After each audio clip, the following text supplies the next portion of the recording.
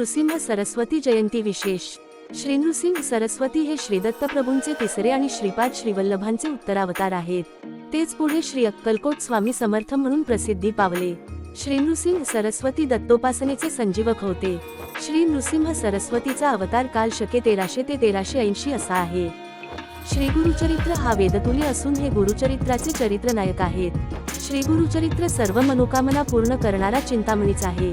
शिवोपासना करणारी कुरुबर्डीची अंबाबाई वऱ्हाड प्रांतात करंज नगरात वाजसने शाखेच्या ब्राह्मणाची सुकन्या अंबा यांचा विवाह माधव नामक शिवोपासक तरुणाशी झाला.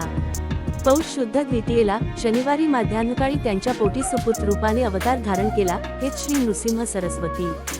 जन्मानंतर ते रडले नसून चा जप करू लागले.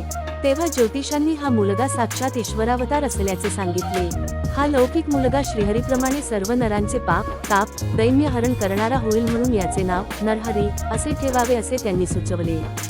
7 वर्षांपर्यंत त्यांनी काराखेरीज कोणताच दुसरा शब्दच कधी उच्चारला नाही. मात्र मुंजीचा बेत ठरला आणि बाळाने ऋग्वेदातील मंत्राचा स्पष्ट उच्चार केला. यजुर्वेद सामवेद म्हणून बाळाने सगळ्या लोकांना चकित केले.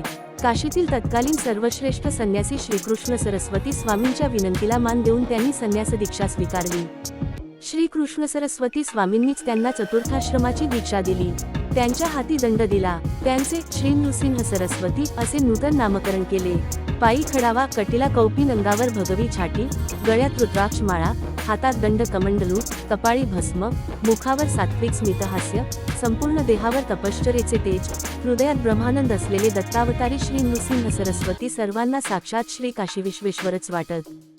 गाणगापूर येथे श्रीगुरूंनी जवळजवळ 23 वर्षे वास्तव्य करून लोकांचा उद्धार केला असल्याने गाणगापुरास दत्तपंथीयांत फारच महत्त्वाचे स्थान मिळाले आहे.